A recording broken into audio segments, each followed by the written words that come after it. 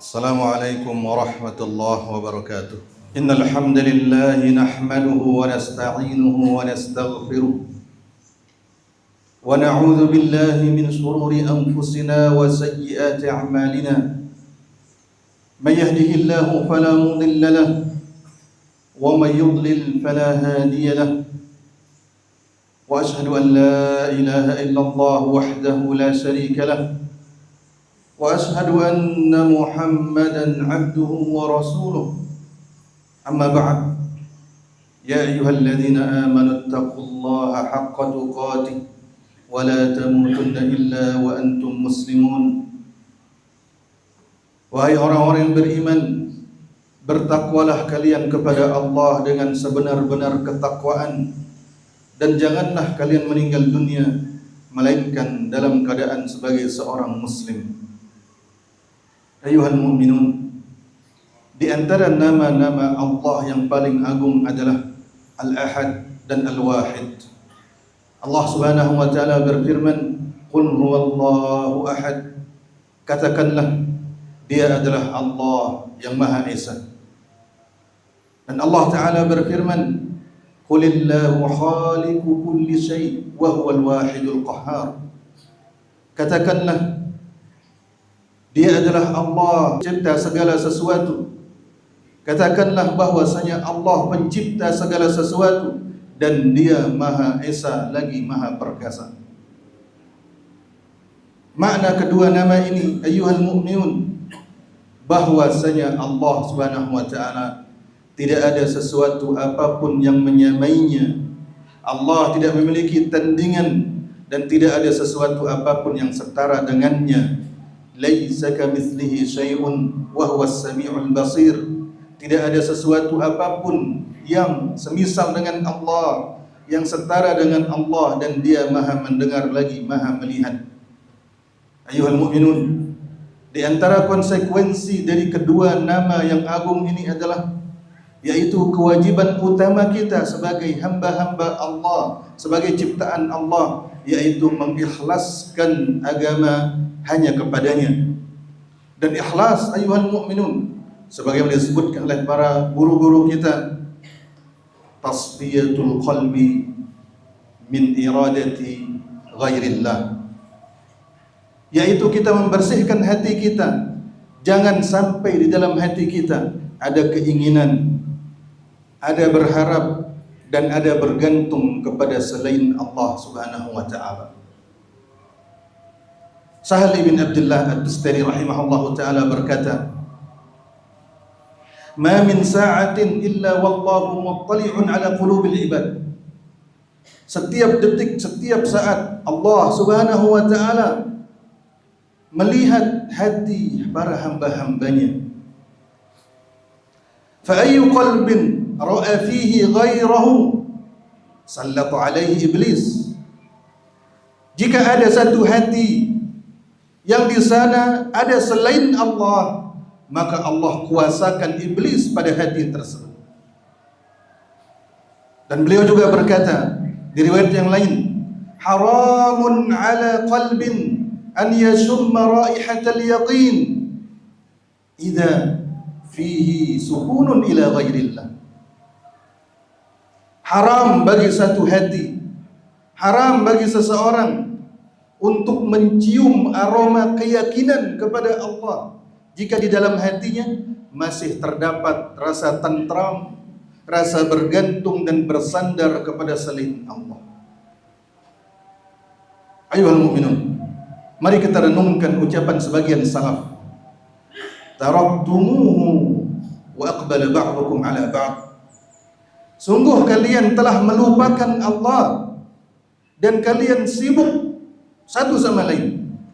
Kalian melupakan Allah dan kalian sibuk satu sama lain.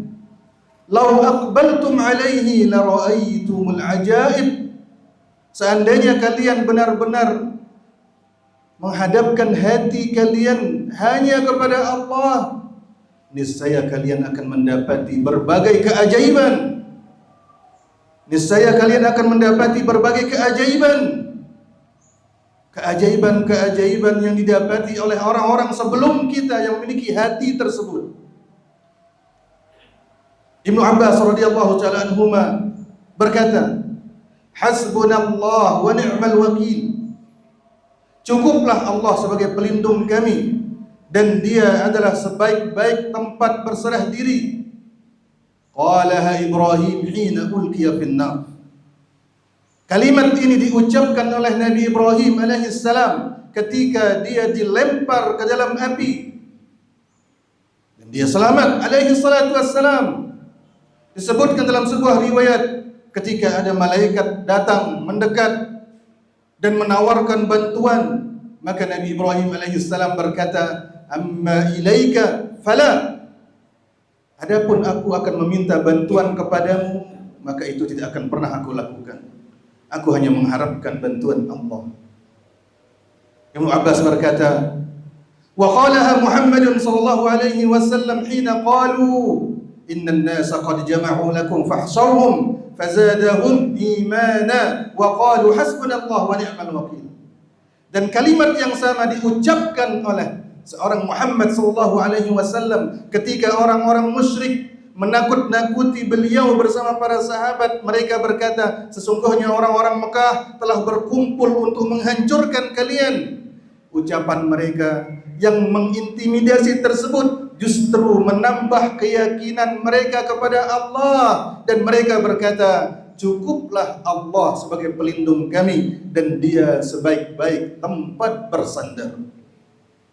Keajaiban yang lainnya, Abu Bakar radhiyallahu taala anhu berkata, qultu lin Nabi sallallahu alaihi wasallam wa ana fil ghar. Ketika kami bersembunyi dari kejaran orang-orang musyrik di dalam gua, aku berkata kepada Nabi sallallahu alaihi wasallam, "Law anna ahadahum nadhara tahta qadamayhi la absarana." Demi Allah, seandainya salah seorang dari mereka menunduk memandang ke arah kaki mereka, mereka pasti akan menemukan kita. Nabi SAW dengan hatinya yang murni bersandar kepada Allah, dia mengatakan sallallahu alaihi wasallam, ma dhannuka ya Abu Bakrin bisnaini Allahu salisuhuma. Wahai Abu Bakar, apakah engkau meragukan keselamatan dua orang yang dimana dua orang ini Allah yang menjaga mereka? Adapun kita ayyuhal mu'minun,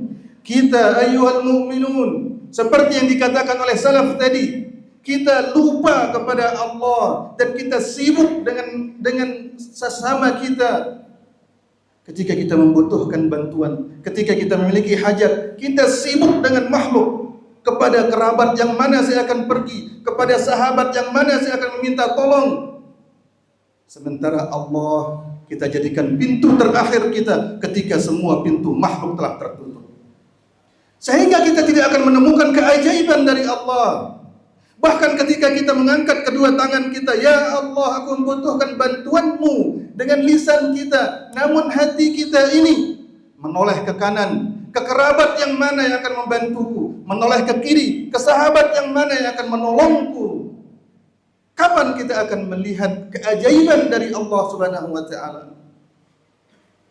Karena kita masih sibuk dengan sesama kita. Demi Allah, seandainya kita curahkan semuanya kepada Allah, kita serahkan kepada Allah, kita akan mendapati keajaiban sebagaimana orang-orang sebelum kita. Ketika misalnya kita bekerja, kita berprinsip, aku melakukan pekerjaan yang dihalalkan oleh Allah. Harapanku dengan pekerjaan ini Allah memberikan aku rezeki yang cukup. Ketika kita sakit dan berobat, kita memiliki prinsip, aku berobat dengan cara yang dihalalkan oleh Allah, dengan harapan Allah memberikan aku kesembuhan dengan sebab ini. Seandainya kita menghadap murni kepada Allah, kita akan mendapati berbagai keajaiban. Aqulu qawli hadza wa astaghfirullah li wa lakum.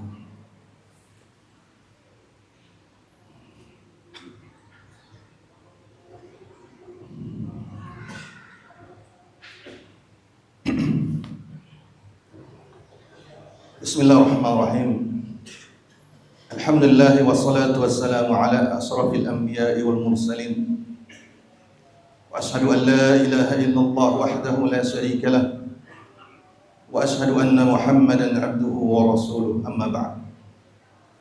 Ibnu Aqil rahimahullah, salah seorang ulama kita yang hidup pada abad ke-6 Hijriah, dia berkata, wallahi ma a'tamidu ala anni mu'minun bi salati wa sawmi. Demi Allah, yang menjadi tolak ukur saya untuk menilai diri saya betul-betul beriman bukan sekedar saya salat, puasa, bal a'tamidu idza ra'aitu qalbi fi syada'id yafzi'u ilayhi wa syukri lamma an'ama alayya. Tapi yang menjadi tolak ukur untuk menilai diriku itu beriman adalah ketika aku dalam kondisi sulit, tidak ada aku menoleh kepada siapapun, aku hanya kembali kepada Allah. Dan ketika aku mendapatkan nikmat, aku pun bersyukur hanya kepada Allah.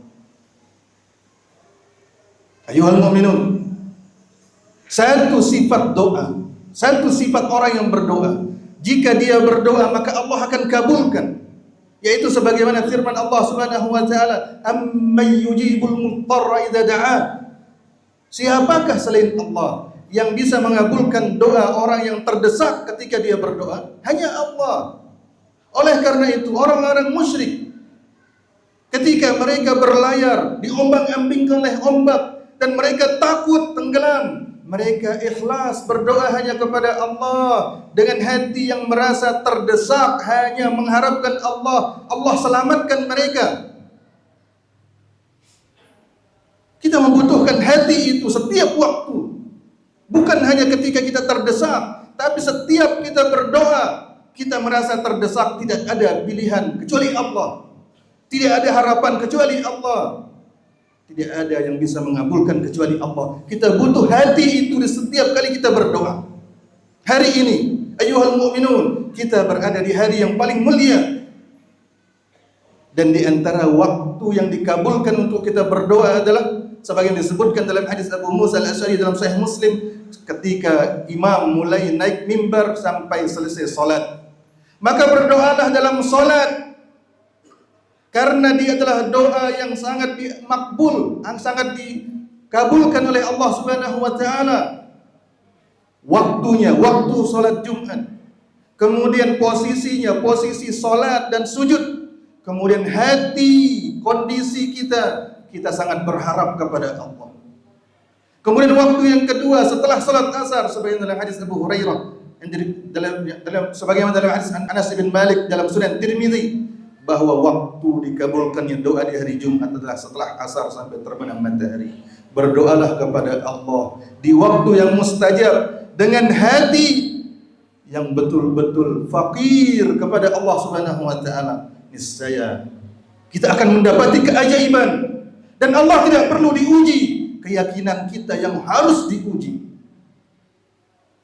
Allahumma salli ala Muhammad wa ala ali Muhammad kama sallaita ala Ibrahim وعلى آل إبراهيم إنك حميد مجيد وبارك على محمد وعلى آل محمد كما باركت على إبراهيم وعلى آل إبراهيم إنك حميد مجيد اللهم يا مقلب القلوب ثبت قلوبنا على دينك ويا مصرف القلوب ثبت قلوبنا على سنة نبيك صلى الله عليه وسلم اللهم آتنا في الدنيا حسنة وفي الآخرة حسنة وقنا عذاب النار اللهم أصلح بلادنا اللهم أصلح بلادنا اللهم أصلح بلاد المسلمين إنك سميع قريب مجيب الدعوات اللهم أصلح لنا ولاة أمورنا ووفقهم لكل ما تحب وترضى يا ربنا يا رب العالمين وصلى الله على نبينا محمد وعلى آله وصحبه وسلم وآخر دعوانا الحمد لله رب العالمين.